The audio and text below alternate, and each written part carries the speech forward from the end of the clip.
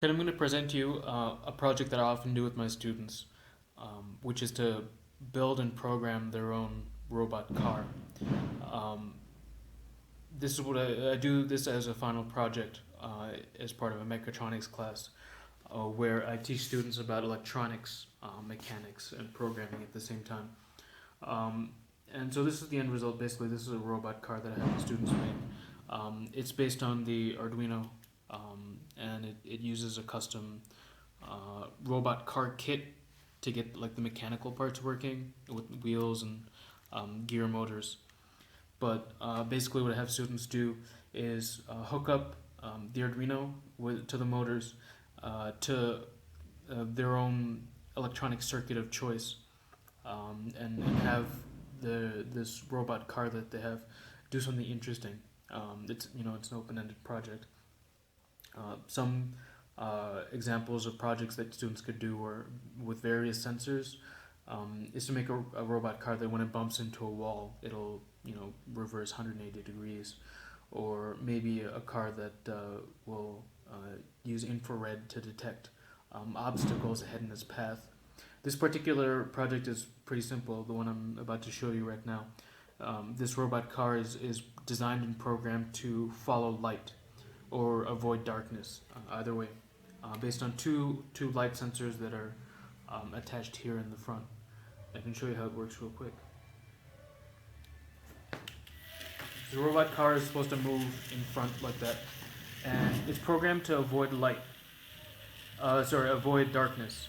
So if I cover one of the sensors, it'll start turning the other way. I can do this with the other side as well. It'll start turning the other way. And notice I'm not actually touching the robot. And in general, it's a light avoiding robot, a darkness avoiding robot. And if I completely cover both sensors, the whole thing should start to slow down like that.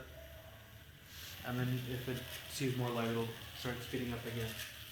And the way it works is I have these two little photoresistors here in front of the robot, which they're resistors that change the resistance based on the amount of light that's being shown on them.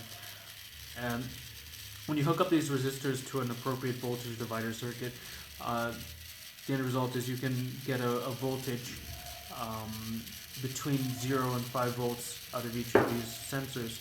And so I basically hook up the circuit to read in the voltage coming between these two sensors, each side reading a voltage between 0 and 5 volts. And I use that to determine the speed going to each of the motors. And it's a proportional thing. So if there's more light going on one side of on one sensor than the other, it'll turn one direction. It'll add more speed to one motor than the other. And if there's more light on the other sensor, it'll turn the other direction. And so it's like a differential sort of deal. And you can see it working right here with the speed of the motors. If I change one, if I cover one side, one of the motors starts spinning more slowly. If I cover the other side, the other motor starts spinning more slowly.